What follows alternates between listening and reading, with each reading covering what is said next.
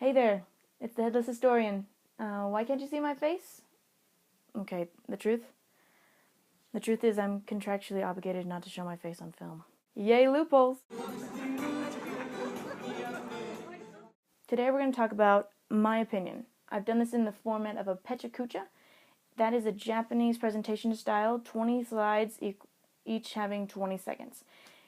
It was a way of getting information done really quickly, and everybody got a say because they only had a certain amount of time. So it's quite nerve-wracking to be able to do this presentation in 20 seconds, and the time allotment, but it's quite efficient.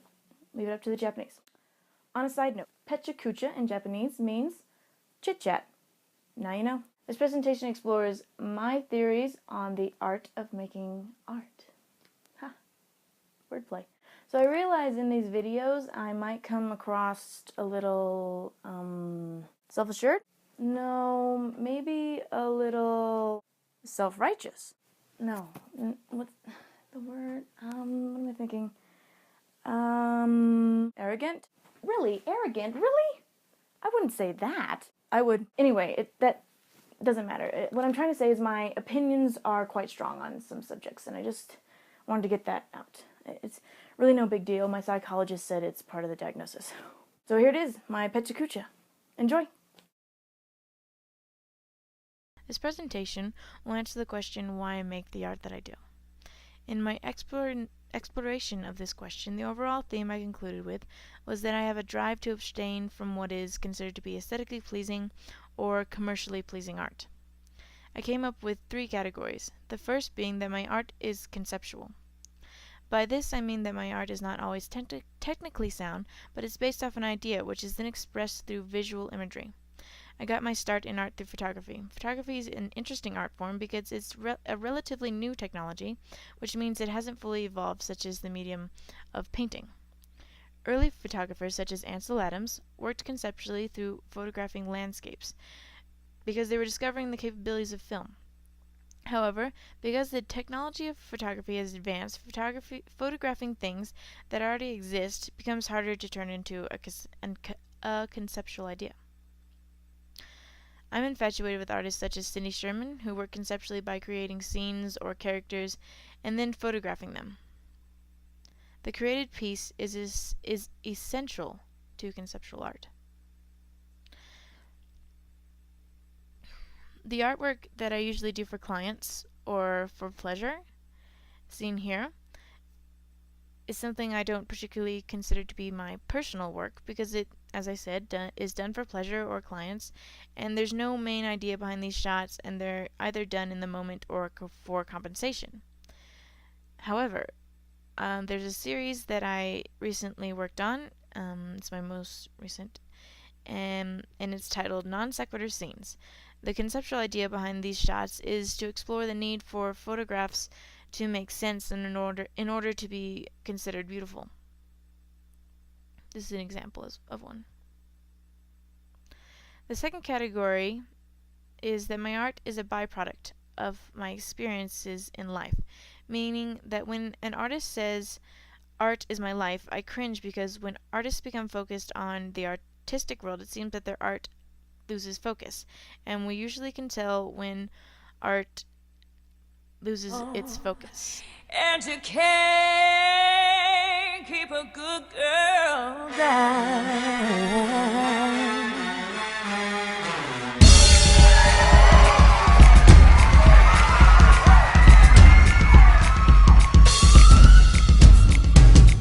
She comes through the club looking for a good.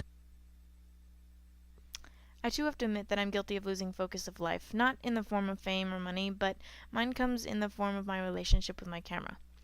We seem to have a love-hate relationship that has led me to miss out on a lot of life experiences. An example of this is that I recently visited England, and I went to the York Minster. It's one of the grandest and greatest cathedrals in Europe, and I was so concerned with getting a great shot that I missed out on just being present in the space and experiencing this beautiful building. Here's an artist he also explains this in his own terms. It's Gabriel Orzocho. I found that sometimes the studio is an isolated place, an artificial place, like a bubble. that I'm not so interested because I think it gets out of reality. What happens when you don't have a studio is that you have to be confronted with reality all the time. You have to be in the streets, you have to walk around. When I say that my art is a byproduct, I think that I'm saying that my process is more important than the outcome. With the Non Sequitur Scene series, when I'm looking at them, I remember the experience of creating the scenes. For this one, I remember sitting in a parking lot looking like a crazed person holding a small double-decker bus up with wires. The story behind the creation is more memorable to me than the actual finished product.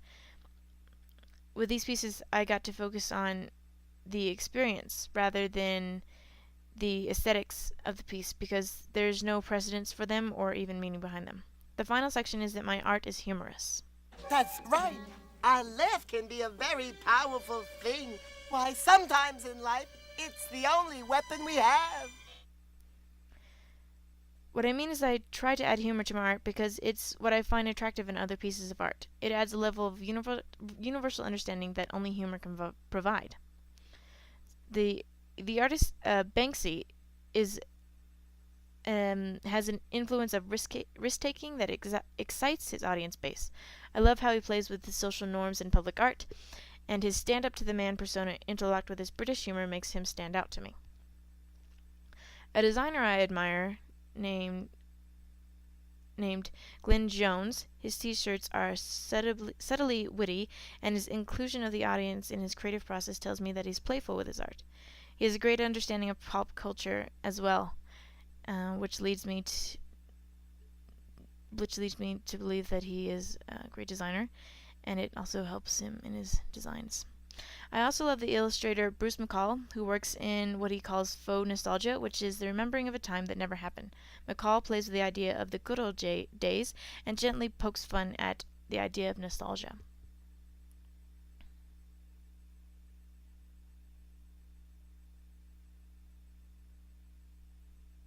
All of these artists add humor to their art because it doesn't seem to take away from their concepts, however it adds to them.